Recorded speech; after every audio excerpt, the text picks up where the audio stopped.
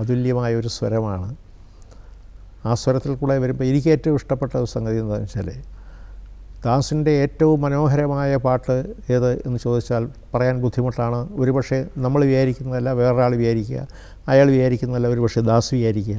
പക്ഷേ ദാസിൻ്റെ സംഗീതത്തെ ഞാൻ ഏറ്റവും ഇഷ്ടപ്പെടാൻ ഇടയാക്കിയ ഒന്നാണ് വളരെ ശ്രാന്തമമ്പരം നിദാഘോഷ്മള സ്വപ്നാക്രാന്തം താന്തം ആരബ്ധക്ലേശ രോമന്ധം മമസ്വാന്തം എന്ന് ഒരു ഗാനരചയിതാവ് എഴുതി കൊടുത്തു കഴിഞ്ഞാൽ അതെടുക്കുകയില്ലാരും.